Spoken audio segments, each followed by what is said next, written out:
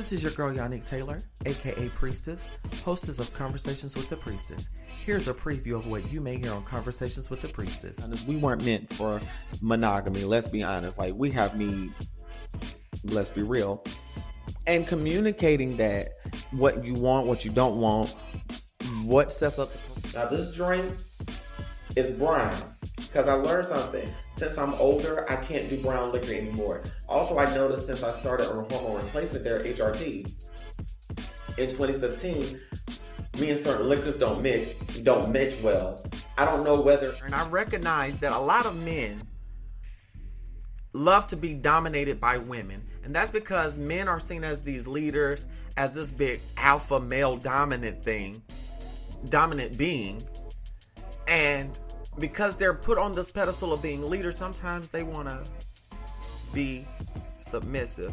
Back when I cosplayed a Butch Queen in South Carolina around 2011, I was on Craigslist. This is when Craigslist was bumping and before they had gotten rid of the personal section. I hope you enjoyed that preview. Join me on Wednesdays at 9 p.m. for Priestess After Dark. Full video versions of the podcast can be found on patreon.com/CWT Priestess, and join me on Fridays at noon for our regular Friday post. Live, love, and be free. Smooches. Available on Spotify, Apple Podcasts, YouTube, anywhere you download and stream podcasts. Four Pillar Sports, a podcast for sports fans, made by sports fans. Join Chris and Randy every week as they dive deep into football, basketball, baseball, and professional wrestling. Catch For Pillar Sports on all major platforms. And remember, keep on talking sports. What's up, my radio priesthood? It's your girl Priestess. Welcome to another episode of Conversations with the Priestess. I know it's been a while, but honey, I'm still on hiatus until September 13th. I have some great things coming to y'all, but I got some tea to share with y'all and some adventures that I've been on and some things I want to share with y'all. So if you haven't already, hit that like button, click subscribe most of all, hit that bell notification, and comment if you've enjoyed this video. Let's go ahead and hit it.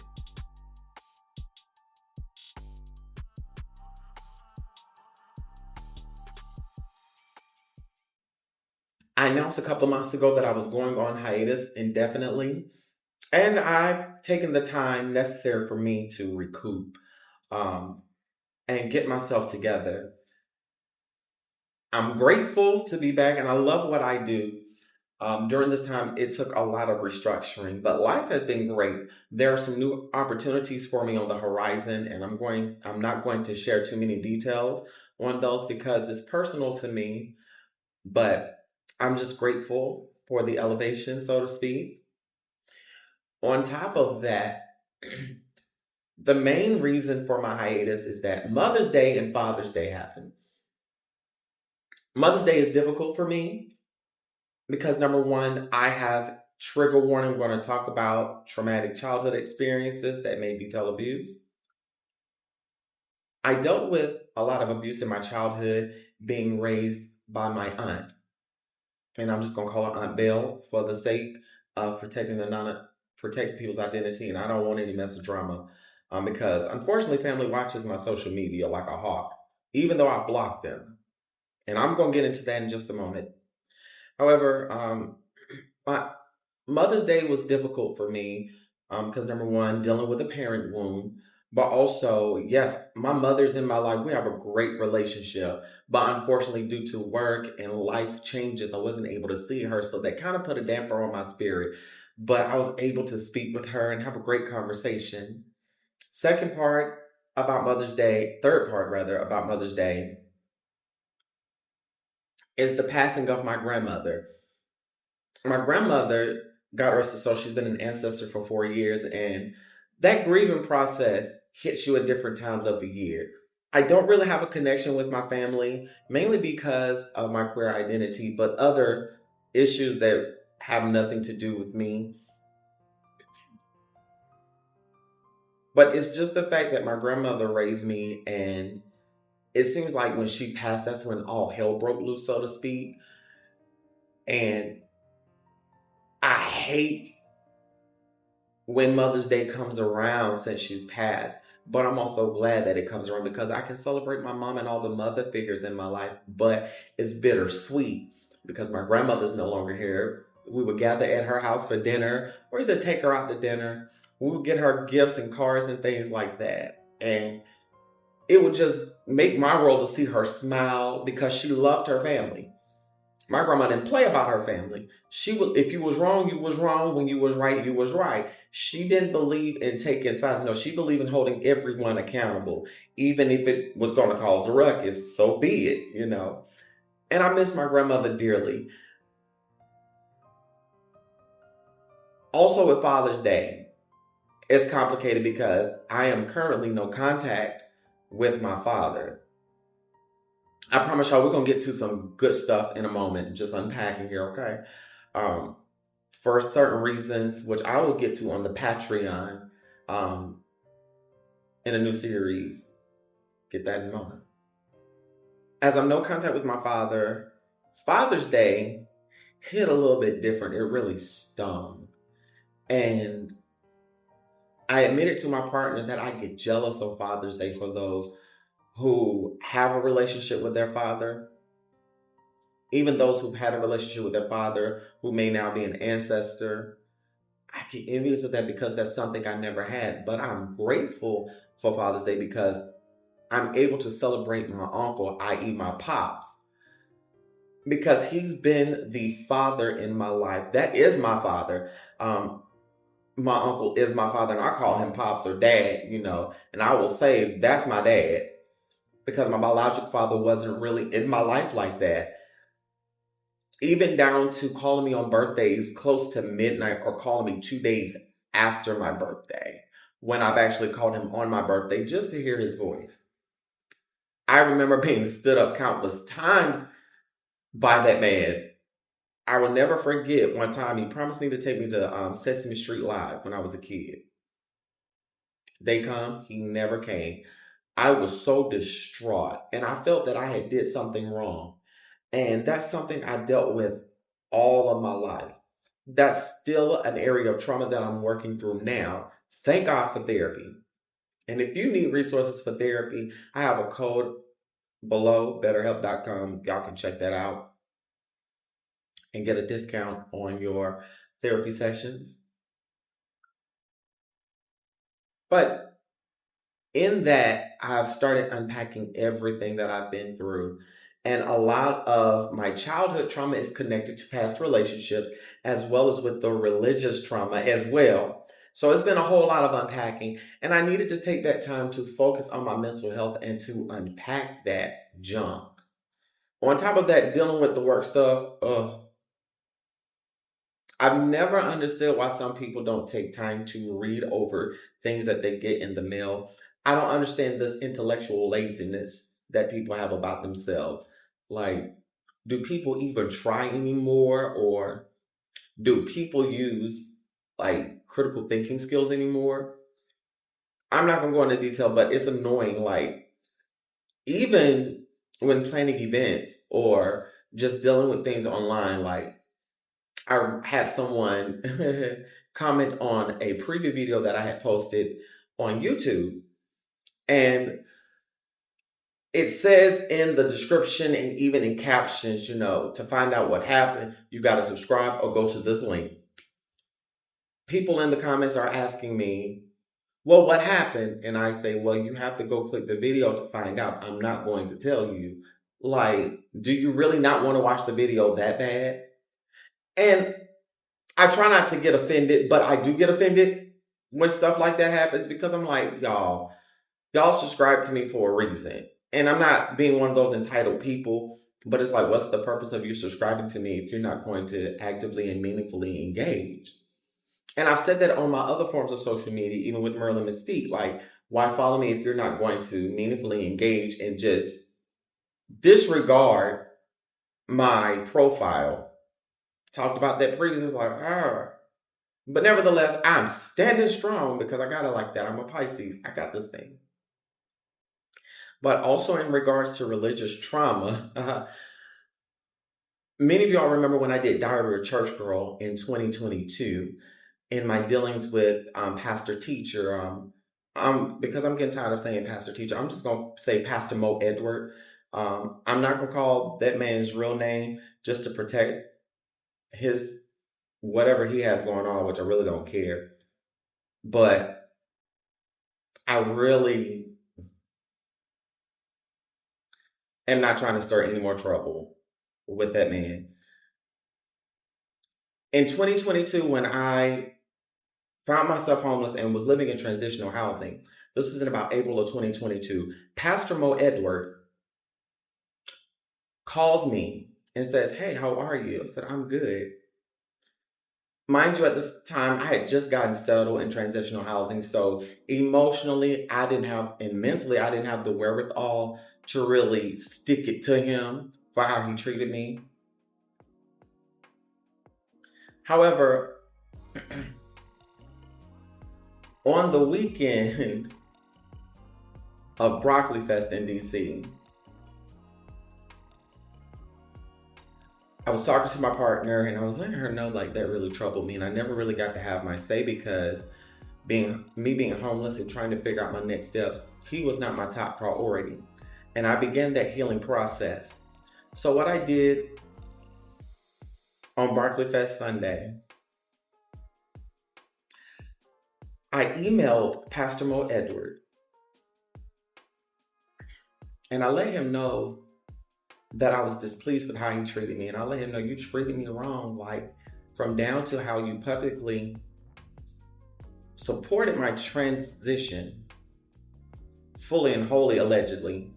But then you sat me down because your friend and bishop that you knew was some type of predator, if you get what I mean, and loved to prey on vulnerable people, knowing this with your experience with him, and you brought him in. Not only that, but you discarded me when I really needed a friend. So you were horrible to me. Not only that, you brought El Saint, aka Don Prophet, in the mix, who had allegations come to find out after the fact that he's been around us and he's victimized other people. But you discard when people come forward and tell you the truth about him. It's like, sir, I'm done with you. Like, you're a crappy person. And I may or may not have shamelessly plugged Diary of a Church Girl, because I'm like, you're going to hear my story whether you like it or not. And I know that I've been blocked on several platforms because he told me when I was crowdfunding for my car in 2022, when I was with El Saint Don Prophet and the chef at his apartment, that he had blocked me because he was offended that I was crowdfunding and didn't come to him first. Well, sir, I came to you for help before and you told me that you couldn't help me and you pointed me in other directions. You didn't even let other church people in the organization know. So it's like, nah, I'm good. But it was then that I was already planning my descent from that ministry. And I was actually scared because El Saint Don Prophet and one of his henchmen, I'll call him St. Paul. St. Paul actually put me in a chokehold out of quote unquote anger, which it was really nothing but El Saint Don Prophet is a sociopath or a narcissist, whichever one. And he goes around playing on people's emotions, playing on their vulnerabilities. And I've seen this with countless women that he's done this with. And I've also seen this with vulnerable men that he's done this with. People like that are indiscriminate. And I went on ahead and told them all these things and how I felt because I had held it long enough. I'm sitting here, my heart is pounding as I'm talking about this, recounting this. But I took those steps and I'm speaking out because no one should ever go through this. Me and someone, I let El Saint Don Prophet come in between me and someone. And me and this person have hashed things out. Things are what it is. But I'm still in the healing process and it's taking a lot. And thankfully, I've been channeling that into song as well. But I do not regret messaging Pastor Mo Edward and letting him know, hey, you hurt me. Yes, I know we left on good terms, but sir, you knew I was homeless. And the way you approached me let me know that you wanted nothing to do with me after a certain point, mainly because I was transitioning. And I realized in hindsight, it was very obvious because he would nitpick about the clothes I wore. He would nitpick about every little thing. Anything I did was never enough. Even when I did things for myself, it was a problem when I focused on my music or focused on building my brand. Well, sir, you have helped me build my brand, and I thank you just by you talking about me to other people. And through that, and I'm sorry, I'm just venting, y'all, forgive me. Through that, I remain strong and resilient. Sometimes I do want to cry. Sometimes I do want to scream, and I do cry, but I don't scream because of where I live. But I'm thankful for my therapist because she has been a great help to me during this time and during this hiatus. Much needed, much needed, much needed. And with this much needed self-care, I set Broccoli Fest Sunday. Thankfully, my partner was able to surprise me several months ago with Broccoli Fest tickets. And I already saw the lineup prior, and I was like, dang, I wish I could go, but I'm just going to work that weekend and hustle, I got things to focus on. So next thing I know, she got the tickets and stuff. I said, oh shit, babe, you got the tickets. So we had started making our plans and got ready for Broccoli Fest. I already knew what I was going to wear. Bae had brought me this nice dress, and the pictures are on my IG at CWT Priestess. Y'all go follow me there for pictures and things. So she brought me this nice dress from Kenya, and I had the perfect accessories and jewelry that she also brought from Kenya for me. Bragging a little bit. But also, the highlight for me was that the first day she went as Go-Go from Kill Bill. Y'all, if y'all don't get the reference, I'm sorry. And I was so excited that she went because I love when she cosplays. That's her element. And I love when a person is authentic. And it made me happy to be in Broccoli Fest with my partner. And we both got compliments all that day from the Black women there. And I loved it. And Broccoli Fest was blickety black, okay? We partook of some of the DJs. I can't remember names because it was so much going on. That first day, we got to see Meg Thee Stallion, Party Next Door, Friday. I got to see Issa Rae on stage, Dr. Jasmine Crockett. Now, Friday and Party Next Door, I'm not too familiar with as artists. But I've started listening to his music a little bit here and there since the BET Awards and hearing about him here and there. He has good music. But I don't think I'm the demographic that he's trying to reach, and that's okay. Every artist is not for everybody. Now, Friday, he got some grooves. I listened to some of his music afterwards. That's an artist I'm going to really have to research and get up on. I love discovering artists, even as I build my career and, singing here and there on TikTok because the girl got things going on. I love listening to younger artists as well because they can teach us older people a few things or two. But the highlight for me, along with the top highlight, was being there with my partner, but seeing Meg Thee Stallion in concert, ever since her first album, I said, I want to see her live. And I got that chance. She put on a show. She did her hits. Yes, she did Savage. She did WAP. She did everything. She did Boa. She did His. She did Thought. She did it all. I fucking lived. I lived. And y'all, she came out with this nice turquoise, bluish bodysuit, two-piece. Oh my gosh, she was eating it. Body on point. And her dancers were eating it. Sound, DJ, band, everything. Like, even her backdrops were awesome. Now, cannot forget my boy K Tronada. He came up before Meg Thee Stallion out, and we were miffed because they cut his set. He said towards the end of his set, he said, y'all, they cut my set. This is some bullshit. Broccoli Fest, do better. So he comes up there, he does all of his hits. And of course, he did my personal favorite, Cuff It. And all of his major things. He did Intimidated.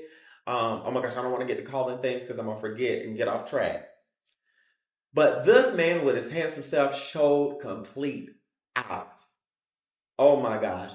When, like, me and Bay made sure we were there to see this man get on the stage and turn it out. Kaytranada I'm sorry, he didn't come up before me. Let me correct. He came up before Victoria Monet. I'm sorry, he came up before Victoria Monet on the second night.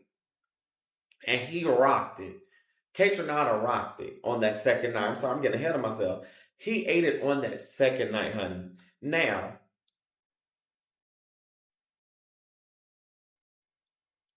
that second day, I decided I was going to go a little bit more relaxed.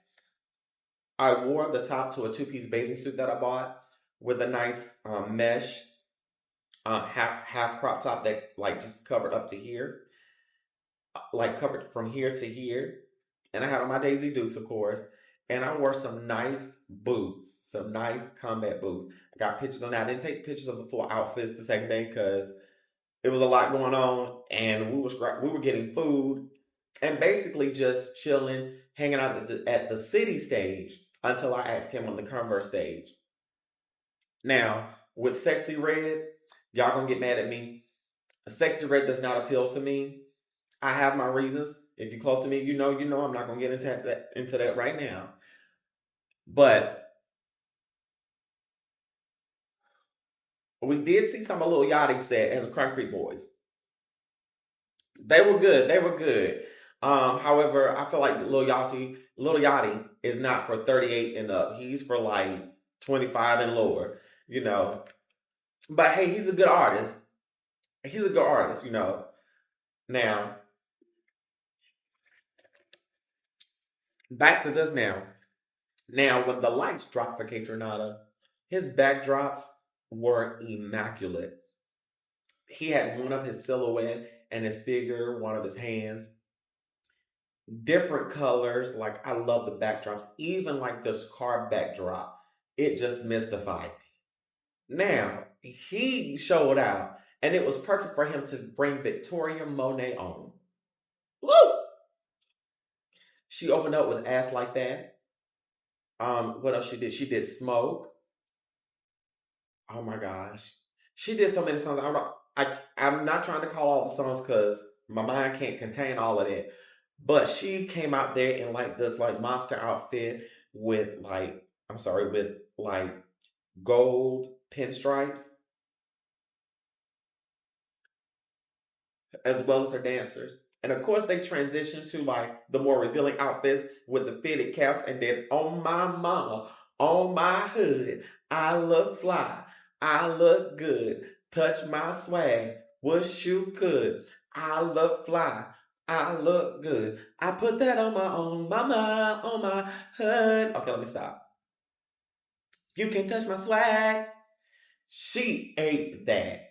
And of course, I noticed something between her and Meg. When Meg performed, a lot of the men that were there left. But I saw a lot of men getting down and dirty and twerking with their ladies and their partners. They even got it on the twerk cam, honey. Now,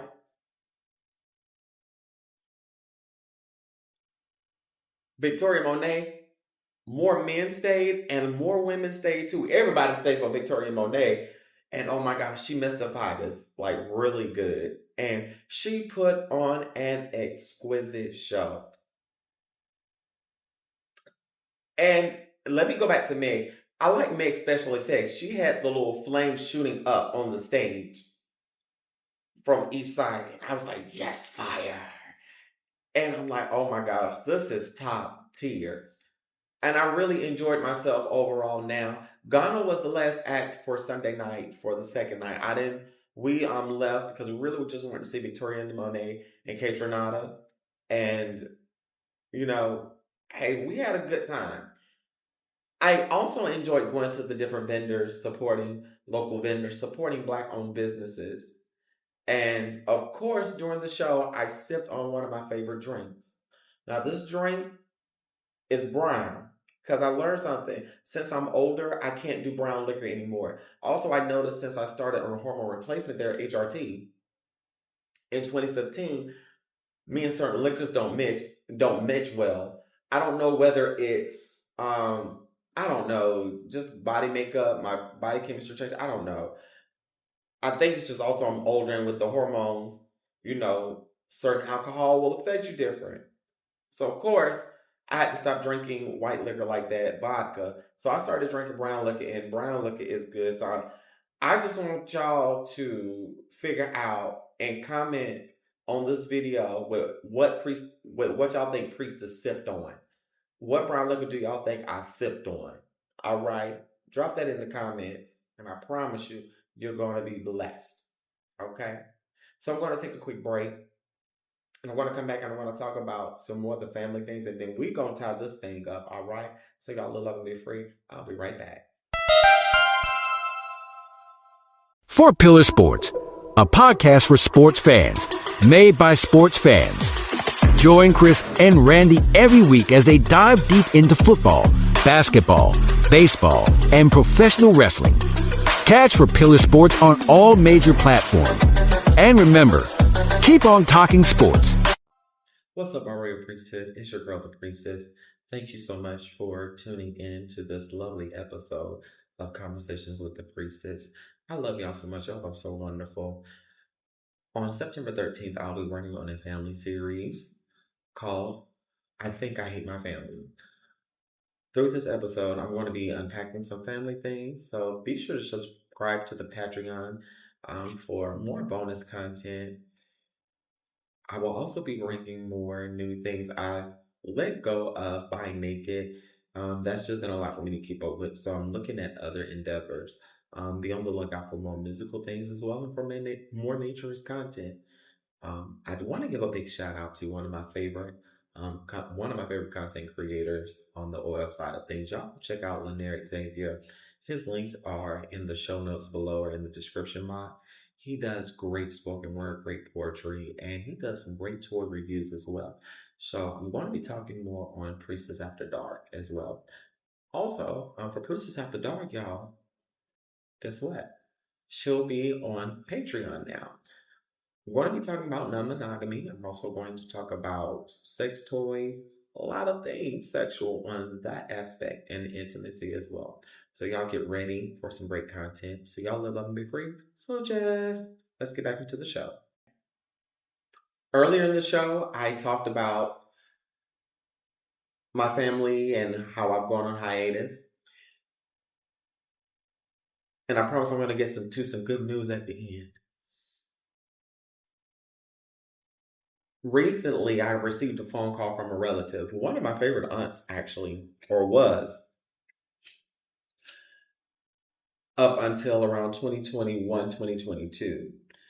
I mean, I grew up with this aunt. She helped me through college. She was there for me during my homeless time and was making sure I was able to have a roof over my head until I got settled in something permanent. As well as a few other people who they know I appreciate them greatly.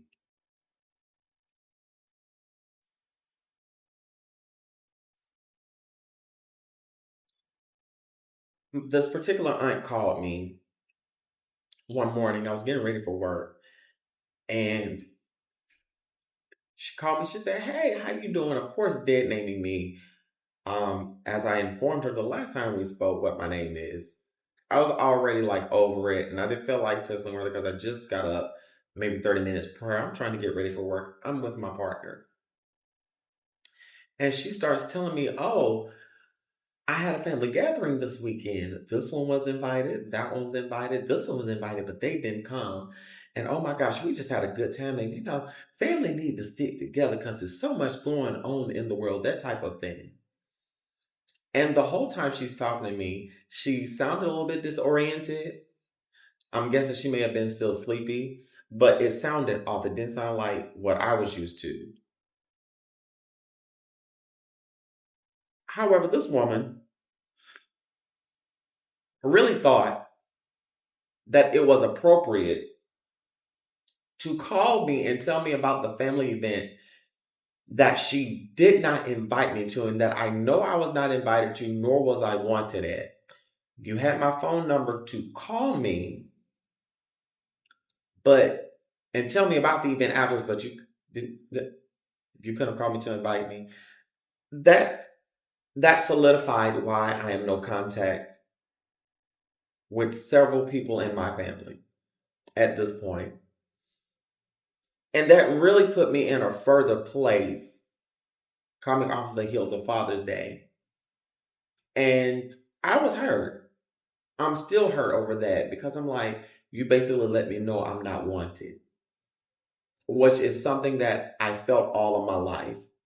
And I'm going to talk more about that on the Patreon in a series called I Think I Hate My Family. Now, this is not a dig at my family because I know, like I said, some of them watch me like a hoe. But this is just me sharing my lived experience. And I'm going to advise it's going to get heavy. And it's going to make you cry sometimes, but it's also going to make you laugh because I'm going to share the good times as well. I'm going to share some great times. So now I will say this about my Aunt Belle. I remember one time I was a kid in school and I had been getting bullied by one of my peers. And also had problems with this one particular teacher. Living in the South, if you are a Black child, especially assigned male at birth, the school system treats you a certain kind of way. Blatant racism. And I will never forget one day, the teacher told me to sit down, that I was acting like a monkey. And I was just, you know how you sit in your seat with your foot up under you. I was sitting like that and I had just sat down and she told me that I was acting like a monkey. And I told my Aunt Belle what happened. And the next thing I know, she comes to the school. I don't know what was said, what happened, but I know she let them know, hey, don't let them call my Black child a monkey or relate anything to my child to a monkey. That's racist and you know it. And the teacher came to me. I don't know why she came to me. She was like, oh yeah, just let your mom know. I didn't call you a monkey. I was just saying you were acting like one. I didn't mean anything about it. And I told my Aunt Belle about it and she went back up to the school again, had words. And I had problems out of the teacher until I left her out of her class. That was one of the many times that my Aunt Belle stood up for me. However, that does not negate the harm done. But hey, she was a trooper when she needed to be. And sometimes she wasn't. And these are the things that are helping me make this series. So y'all can go ahead and subscribe to my Patreon. Price change is coming for the regular basic content, PG-13. Let me not even say PG-13. Let me just say if unclothedness bothers you, don't subscribe to the top tier. But the basic tier is $8.99. For everything else, with all the covers pulled off, that's $10.99. So y'all can subscribe there. But speaking of content, I am back on Bigo. Through all of the things that happened through homelessness and my former pastor getting on my nerves about I needed to quit Bigo for some unknown reason, I decided to come back after a 2.5-year hiatus, and it's coming up on my 3-year host anniversary. I became a host in August 5th of 2021, and I'm excited to be back. I used to host a talent show there. I used to do late night panels, so I'm getting back to it. You can join me there on Tuesdays at 9 p.m. Eastern Standard Time, 8 p.m. Central Standard Time, 6 p.m. Pacific Standard Time. Join me Tuesdays at 9 p.m. Eastern Standard Time for Tuesday Tarot. Tarot Tuesday. I'm putting together some things over on the Bigo app, so I really want some people that can sing to come out. I'm preparing a singers panel. I'm throwing it out there already. But I'm looking for wholesome people to connect with and just have fun with on the Bigo app. So my Bigo ID is Yannick T Music. The links and everything will be in my show notes. I really do appreciate you all giving me a platform and dealing with my wildness, I know this podcast episode was heavy, but there has been some joy in my life. I'm excited to be in the love and relationship that I am in. And I was able to also recently reconnect with a friend that I hadn't seen in a couple of months. And I was so glad to see them. Oh my gosh, it lit up my world. We had some great conversations and we laughed at a lot of crazy stuff. So it's good to have those friends in your life. And it's good to recognize when things are no longer serving you. Sometimes you have to let the tower card do its thing, all right? If y'all don't hear nothing else that I say, if you are a tarot reader, that tower card lets you know that change is going to be sudden. It could be an upheaval. It could shake you to the core, but you're going to survive, and it's necessary for it to happen. And when I say it's necessary to happen, it's necessary that those people walk out of your life. However, the pain that they cause is very unnecessary. You can leave a person's life without causing pain. A person can leave your life without causing pain. And if they cause pain leaving your life, but if a person caused you pain in order to leave you, then that was not the person to have in your life. So y'all live, love, and be free from the priestess. Smooches.